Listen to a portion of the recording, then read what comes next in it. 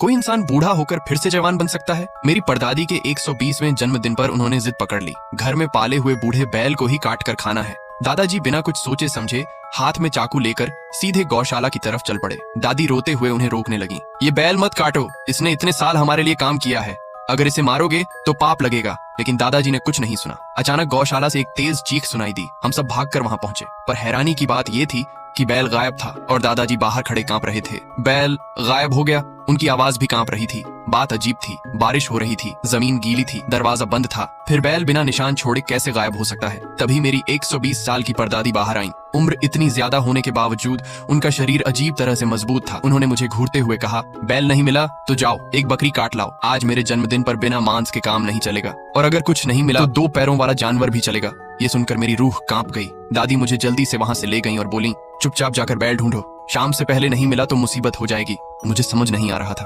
आखिर मांस इतना जरूरी क्यों है? मैं ढूंढने की बजाय छुपकर बैठ गया। सोचा देखता हूँ, अगर मांस नहीं मिलेगा तो होगा क्या।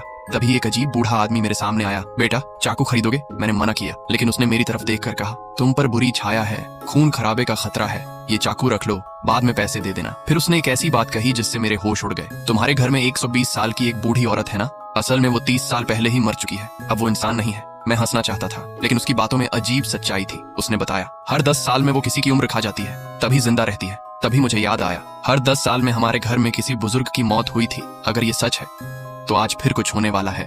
बूढ़े ने चेतावनी दी, अगर वो उस बैल को खा लेगी तो हमेशा के लिए अमर हो जाएगी, फिर उसे कोई नहीं रोक पाएगा। मैं डर तो गया, लेकिन पूरी तरह यकीन नहीं हुआ। मैं चाकू लेकर घर लौटा और परदादी के सामने उसे लहराया, लेकिन उन्हें कोई फर्क ही नहीं पड़ा। तभी दादी मांस लेकर आईं और सबने खाना शुरू किया, पर मेरे मन में एक सवाल उठ रहा था, अगर बैल गायब था तो ये मांस आया कहां से? और उसी रात मैंने एक सच जानने का फैसला किया। आखिर उस रात